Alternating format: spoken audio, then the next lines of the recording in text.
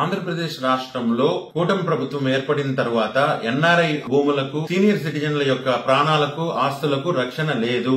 ఆంధ్రప్రదేశ్ రాష్ట్రం ప్రస్తుతం ఒకప్పటి బీహార్ రాష్ట్ర పరిస్థితులను ఎదుర్కొంటున్నది. ఆంధ్రప్రదేశ్ లో కూటమి ప్రభుత్వం ఏర్పడిన తరువాత ముఖ్యమంత్రి, మంత్రులు అందరూ విదేశీ పర్యటనలు చేసి ఎన్ఆర్ఐల్ని పెట్టుబడులు పెట్టాలని ఆంధ్రప్రదేశ్ రాష్ట్రంలో ఆహ్వానిస్తున్నారు. అయ్యా, ఆల్రెడీ ఉన్న మా ఆస్తులు, భూములే కబ్జాకు గురవుతున్నాయి. ప్రైవేట్ సైన్యాలు, ప్రైవేట్ వ్యక్తులందరూ చొరబడి ఎక్స్టార్షన్ డబ్బులు డిమాండ్ చేస్తున్నారు. వీళ్లకు వెనకుండి దగ్గరుండి సహకరిస్తున్నది పోలీసులు. మనకి ఏదైనా సమస్య వస్తే ఇమ్మీడియట్ గా మనం వెళ్లేది పోలీసుల దగ్గరికి. ఇక్కడ చూస్తే సమస్యలు పోలీసుల వల్లే సమస్యలు ఉత్పన్నమవుతున్నాయి. వాళ్లే దగ్గరుండి ఇవన్నీ చేస్తున్నారు. It is a total system failure in the entire state of Andhra Pradesh. నా పేరు గోరా రాజేంద్ర ప్రసాద్. నేను సిడ్నీ, ఆస్ట్రేలియాకి చెందిన ఒక ఎన్ఆర్ఐ. మాది సొంత ఊరు తిరుపతి. మాకు తిరుచానూరు దగ్గర కొంచెం భూమి ఉన్నది, 120 అంకణాల భూమి. ఆ భూమిని ప్రైవేట్ వ్యక్తులు, గూండాలు, రాజా అనే వ్యక్తిని ముందు పెట్టి తిరుచానూరు సిఐ గారు అందరూ కలిసి ఒక గ్యాంగ్ గా ఏర్పడి దాన్ని కబ్జా చేయాలని ప్రయత్నిస్తున్నారు. మా సొంత స్థలంలో మేము నిర్మాణాలు చేస్తుంటే రాత్రికి రాత్రి ప్రైవేట్ గుండాలను పంపించి కూల్చేయించి దగ్గరుండి అన్ని నడిపిస్తున్నారు సిఐ సునీల్ కుమార్ గారు. అతన్ని అప్రోచ్ అయ్యాయా, ఎఫ్ఐఆర్ పెట్టండి, మాకు ఆస్తి నష్టం జరిగింది, ట్రెస్ పాసింగ్ అంటే అసలు పెడచెవిని పెట్టారు. మేము ఎస్పీ గారికి 4 సార్లు ఆయన ఆఫీస్ చుట్టూ తిరిగి 4 సార్లు రిటర్న్ కంప్లైంట్ ఇచ్చాము. అయినా కూడా ఎఫ్ఐఆర్ కూడా నమోదు చేయలేని దారుణమైన పరిస్థితి ఆంధ్రప్రదేశ్ రాష్ట్రంలో ఉంది. It is clear violation of the constitutional law.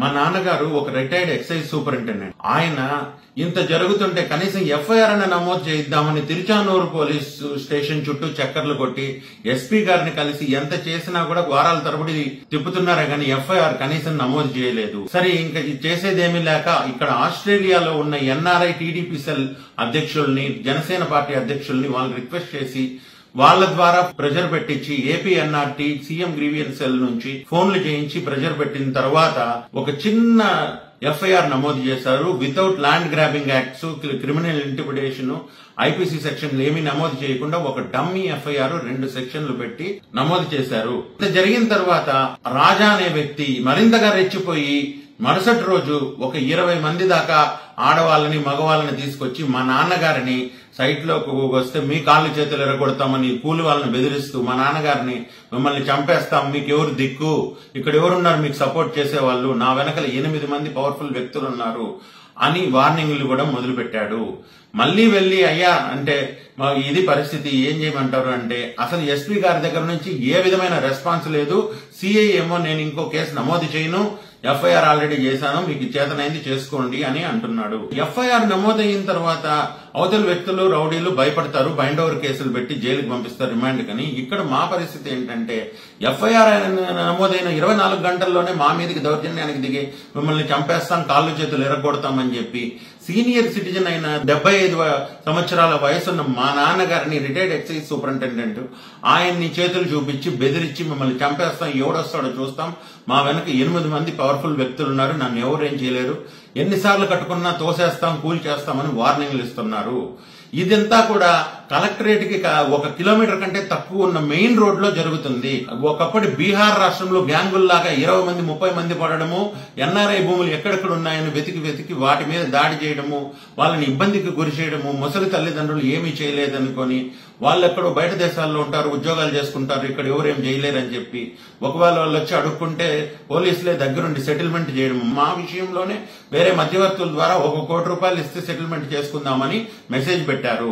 ఇటువంటి దారుణమైన పరిస్థితుల్లో విదేశీ పెట్టుబడులు ఆశించడము ఎంతవరకు సబమో ఈ ప్రభుత్వం ఆలోచించాలి. అమ్మా మేడం, హోమ్ మినిస్టర్ గారు, మీకు నా విజ్ఞప్తి, రాష్ట్రంలో శాంతి భద్రతల పరిస్థితులు అతి దారుణంగా ఉన్నాయి, బతకలేని పరిస్థితులు. ఎన్ఆర్ఐలందరూ ఉన్న ఆస్తులు అమ్ముకొని, కొంపగోడు అమ్ముకొని బయట దేశాలలో ఇన్వెస్ట్ చేసుకోవడం బెటర్ ఏమో అనిపిస్తుంది. మా తల్లిదండ్రులు ఇక్కడ ఒంటరిగా ఉంటారు. ఇలాంటి తిరుచానూరు సిఐ లాంటి వాళ్ళే డైరెక్ట్ గా దిగి దౌర్జన్యాలకు పాల్పడుతుంటే మాకు దిక్కెవరు? ఎస్పీ స్పందించడు. ఎస్పీని పోయి అడుక్కుంటే మళ్ళీ సిఐ దగ్గరికి పంపిస్తాడు. సిఐ ఏమో లెక్క చేయడు. మాకు ఎవరు దిక్కు మీరే చెప్పండి. ఈ పరిస్థితులు ఇలాగే కొనసాగితే ఎన్ఆర్ఐలు ఎవరు గాని ఇక్కడ ఆస్తులు మళ్లీ కొనే పరిస్థితులు లేవు. ఉన్న ఆస్తులే అమ్ముకొని వాళ్ళ దేశాలకు తరలించుకోవడం ఉత్తమం.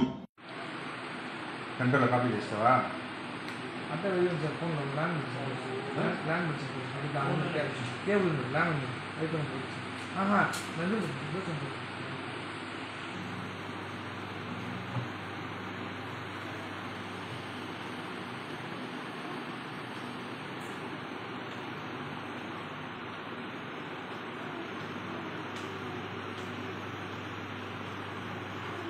ఆకుకూర మిర్చి కలుపుకుంటాను. ఇంకా ఇక్కడ ఉన్నారు.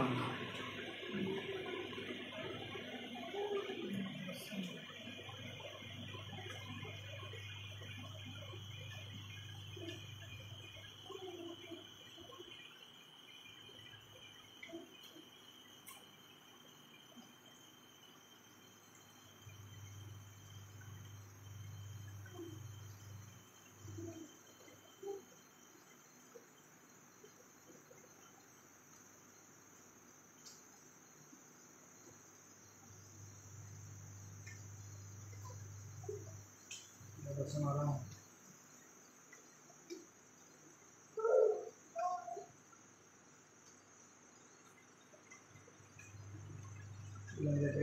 సార్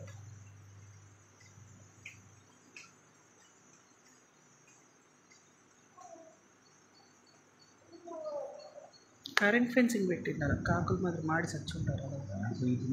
వైపు లాగేస్తారు.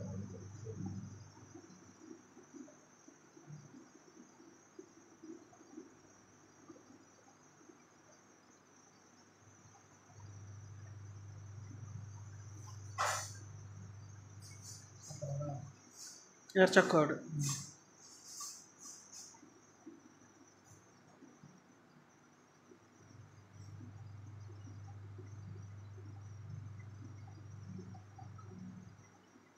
ఇట్లా కావాలని చెప్తున్నారు సార్.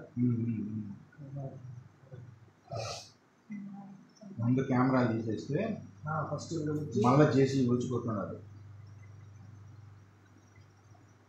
లోపల అచ్చులన్నీ ఉన్నాయి సార్. జేసీబీ లేదు, జేసీబీ లోపల ఎంటర్ అవ్వదు సార్. జేసీబీ ఎంటర్ అవ్వచ్చు, జేసీబీ చెప్పుకుని రావచ్చు. అంటే వాళ్ళే కూల్ చేయొచ్చు. ఫేస్ తెలియట్లేదా? చూసుకుంటాడా పాచి పాచి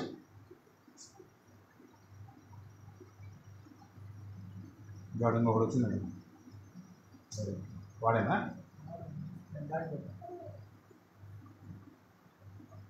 జూమ్ చేస్తే తెలీదా?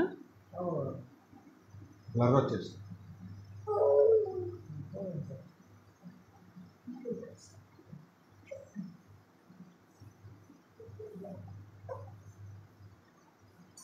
హైట్ ఉన్నాడు.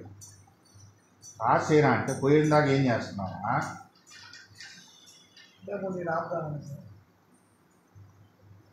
మరి ఆపాలి కదా. ఓ కెమెరా వెనక నుంచి లాగినాడు, ముందుకు కూడా రాలా.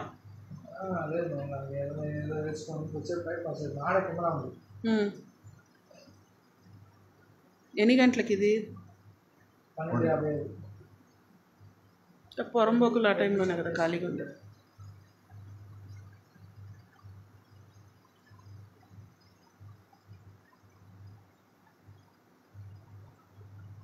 వీళ్ళే వాళ్ళ